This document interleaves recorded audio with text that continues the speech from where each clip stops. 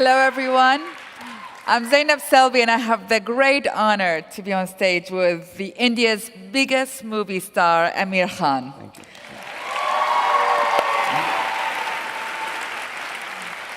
I mean, we are talking beyond the actions movies of James Bond and Daniel Craig. We are talking beyond the romances of Richard Gere. We are talking beyond the charms of George Clooney. We are talking, ladies and gentlemen, above and beyond all of that, a man who has been acting since the age of 9, who has conquered the hearts of 600 million. Yes, 600 million Indians. This is half of the Indian population. This man has done it. Unbelievable. And in 2012, he surprises India, he surprises the world with launching a new TV talk show, Satyamev Jayati,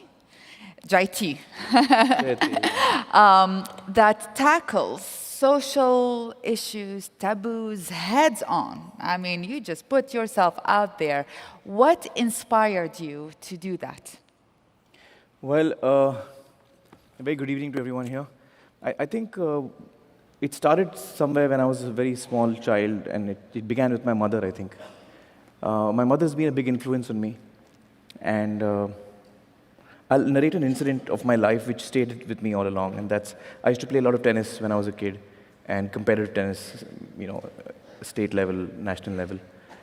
I was pretty good at that time, and she knew how anxious I was about the game, how much I loved the game.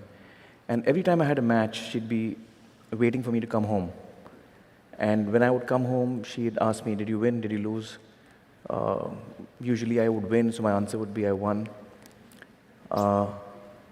And then after about 5 minutes, the first time she did it, it really shook me. After about 5 minutes, she would come and say to me, the boy who lost to you today, he would have reached home about now, and his mom would have asked him the same question. And he would have said he lost. So his mother must be feeling really bad right now. And the first time she said that to me, it really hit me. I mean, her ability to think for another, a woman she's never seen, never met, really hit home to me. And I don't think she was meaning to tell me or teach me anything. That's just how she is. And I think a lot of what I am is a result of her.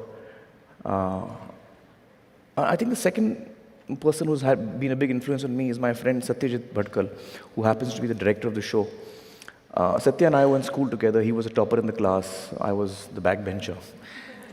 And he was brilliant, so he had the world at his feet. He could do what he wanted. But after we passed out, he decided to work for other people. So he didn't become an engineer or a doctor or a chartered accountant, which he could have been, or an MBA, whatever he wanted. He decided to spend his life, working for people who were less privileged than he was. I got into films and got into acting, and my career took off, and I was... So each time I would meet him, I'd feel really guilty. I mean, I wasn't doing anything wrong. I was doing what I loved doing. But every time I met him, I used to feel, man, this guy is living for others, and I wish I could do half of what he's doing. And that kept troubling me. So I think a lot of all this finally resulted in what happened as SMJ, Satyamev Jayate. Television also grew strong in India at that time. And I reached a point in my career where I had earned a fair amount of goodwill, and I kept thinking that how can I contribute? You wake up in the morning, you read the papers, and you read about injustice, you read about poverty, you read about people who are less privileged than you, and you want to really do something about it. I think most of us feel that way, and we don't know what to do. And I felt that for a number of years. And then I realized that I should do what I know best, and which is storytelling. And I should use the strength of storytelling to try and change minds and try and, enrich perhaps the discussion on certain issues that we face as a society. And I saw that no one's really doing it on that kind of a scale, on a public platform. And I thought if I combine the strength of TV with the goodwill that I've earned, and we try and actually combine journalism, investigative journalism, and storytelling, So we really research each topic and then bring it to the country of India and share what we have learned with the people and hope that we can transform minds, hearts. You know, I always felt that there are two ways of bringing about change. One is top-down, when you make laws and you tell people to follow them, or you make policies and you expect people to follow them. And the other way, and sometimes it works, but sometimes, a lot of times it doesn't. I think the other way is a longer route, but I think that is what we have chosen to do. And that is to reach out to people's hearts. Not with anger, but with love. And you know, try and transform minds at a young age. Yeah. Now, that was your first show. That is not an easy topic. What triggered you to choose this one? Well, I'm not quite sure why we chose this one in particular, but I felt that initially we had researched 4 topics. One was female feticide, and one was public health. The other was child sexual abuse. And so for some reason, I think we instinctively stuck with female feticide as our first episode. I also feel it's a huge problem in India, first of all, and it also connects with people on a very gut level. We chose to put the show forward not as a woman's problem, but as a mother's problem. You see, what we try to do is when we get the information that we have, we try and put it to people in a manner that, you know, gets them emotionally. So I don't start the show by saying, you know, today we're going to talk about female feticide. I start the show by saying, you know, I've often asked people who the most important person in their lives is, and usually people say my mother, and I feel the same. And I talk about motherhood and get people into a certain emotional state. And then I say, well, let's take a look at how we're treating our mothers today. And we meet our first guest, who is a mother who's been through 8 abortions in 6 years, forced abortions by her mother-in-laws and husband.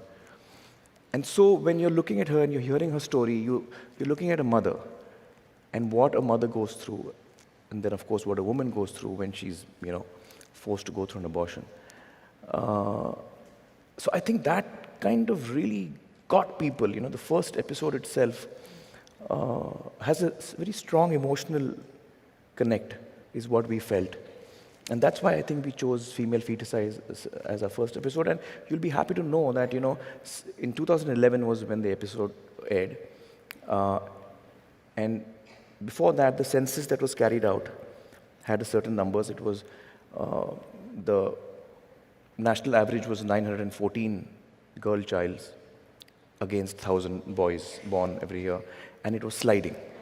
Is sliding alarmingly, and certain states like Rajasthan and other states, Maharashtra, were very bad. 890, 880, you know, per 1,000 boys.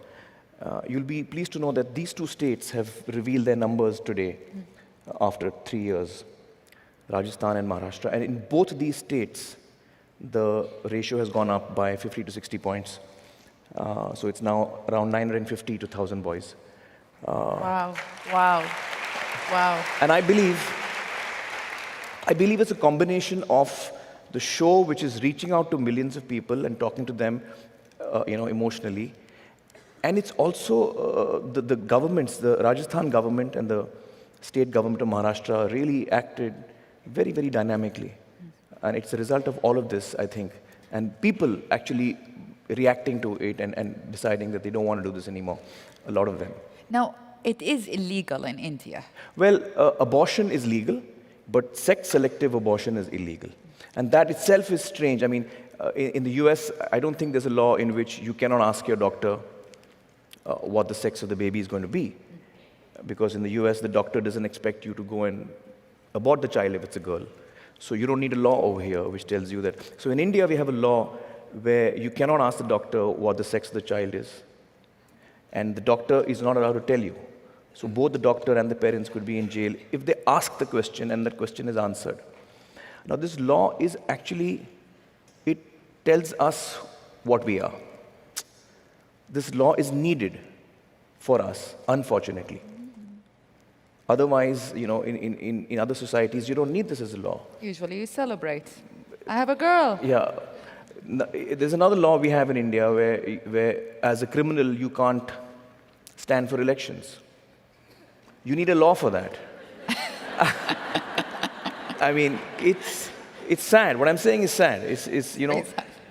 It's like black humor, because if a criminal stands for elections anywhere in the world, he won't get a single vote. But in India, we have to have a law, because as Indians, we've in the past seen that we do end up voting for criminals. So we need to have a law which tells us you can't stand for elections if you're a criminal. So you see, these laws actually tell us also a lot about what we are. Contextualize it for people who live here in the US. I would imagine about 90 to 95% of people in India have either given dowry or taken dowry or both.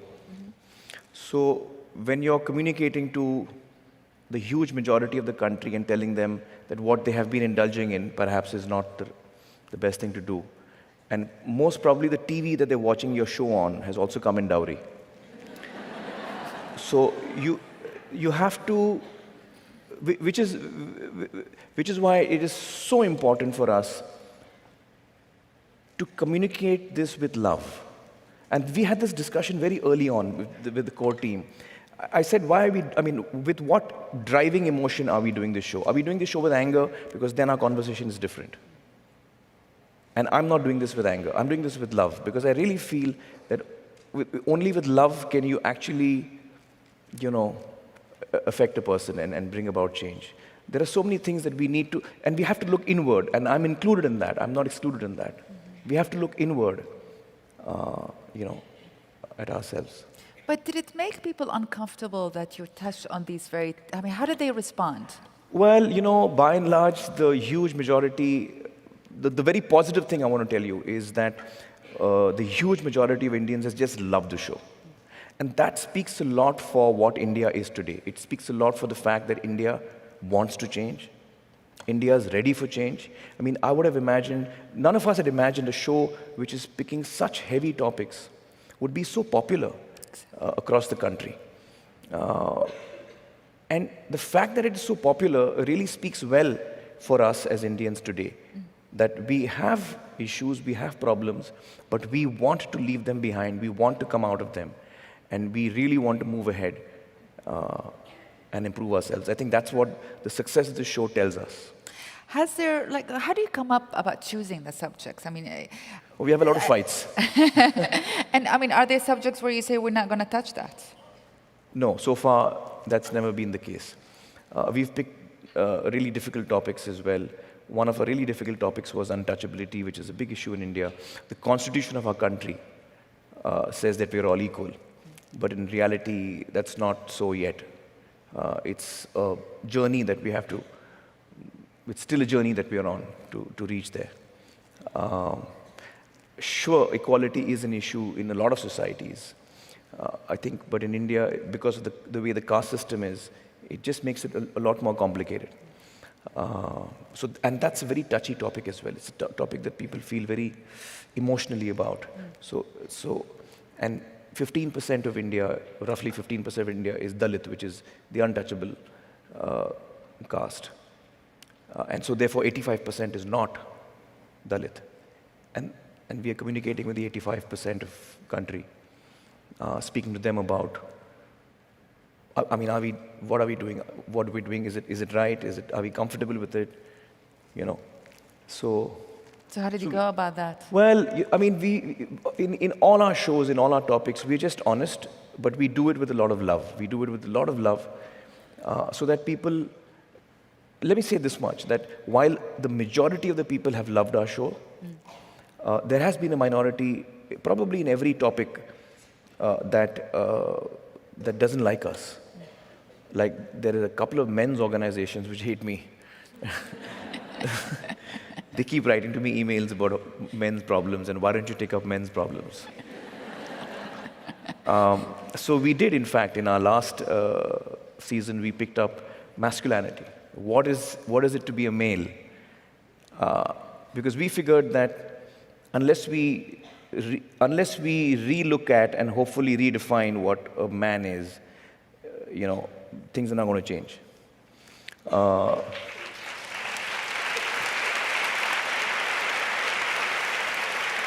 so women have changed, women are changing, but men don't manage to change by and large. By and large, we're a stubborn lot.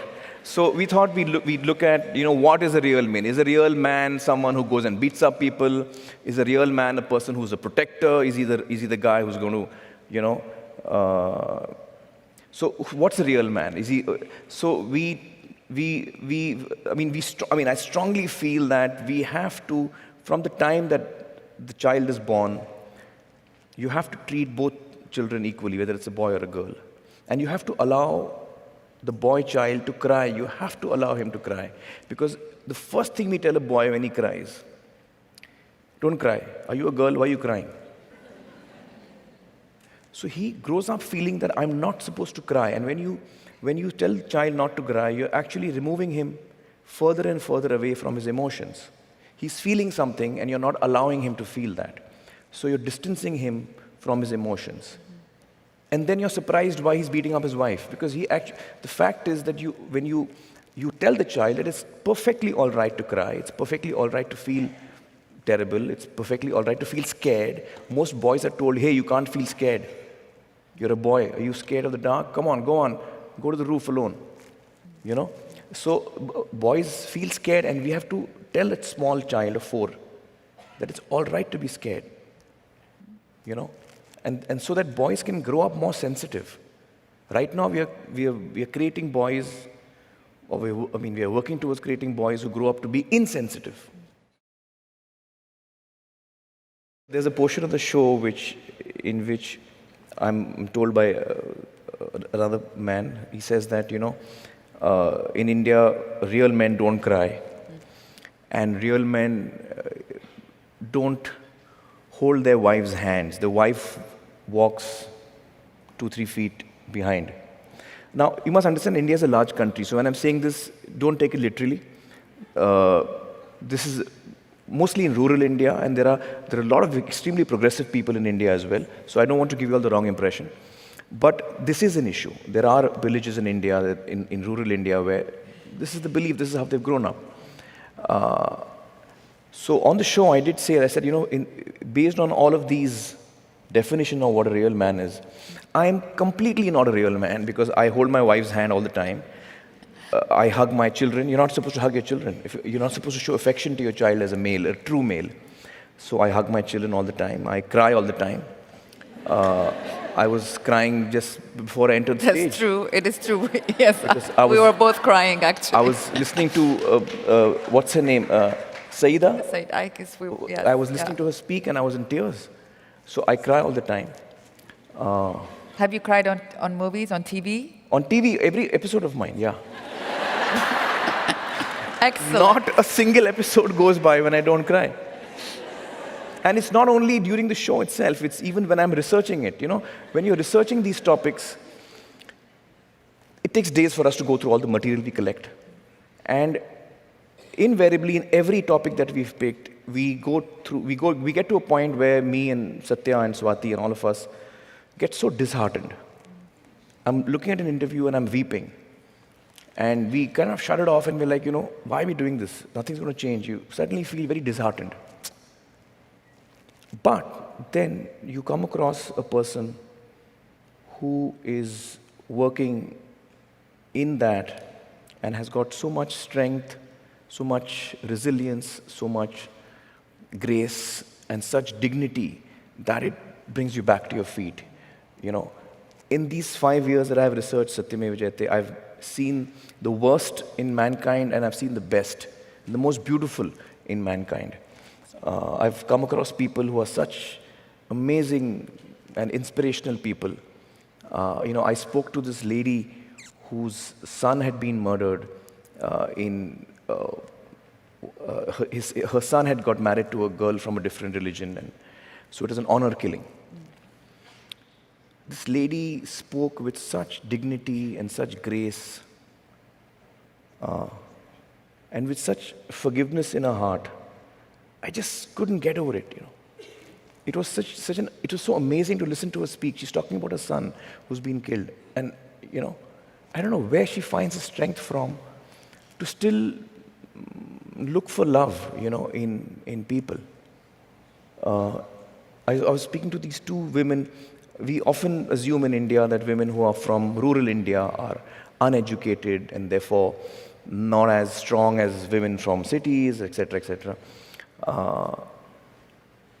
So these two women who, in the same episode of honor killings, one woman's son and the other woman's brother was killed. And they were ostracized from the village. They were targeted. They were not sold anything. Nobody spoke to them in the village. So the ashes are taken in what is called a kalash, like a pot. That pot was not sold to them. That's the kind of segregation they faced in the village. And then they did a police complaint and all of that. So the case was going on. They were threatened. They were offered money. There was political pressure put on them. Every kind of pressure was put on them. But they didn't take the case back. And they fought the case. And they won the case, and those men are now convicted. Now, what I'm trying to say here is that these two women are from a small village in India. And the kind of courage they show in a city like Mumbai, when a political party announces that tomorrow is Mumbai Bandh, which means nobody dare go out of the house, we're going to stone every car that goes out. Some kind of protest that they're doing. Nobody leaves the house. In a city like Mumbai, which is such a large city, nobody even knows who I am. We are all strangers in the city. But we are frightened to step out of the house because someone has announced that we can't. Here, these two ladies are specifically targeted. They're still staying in the same village, and they still have the courage to stand up and say, no, we don't want money. We want justice. Where do they get this courage from? So it's really amazing. So I've met such wonderful people in this journey of 5 years.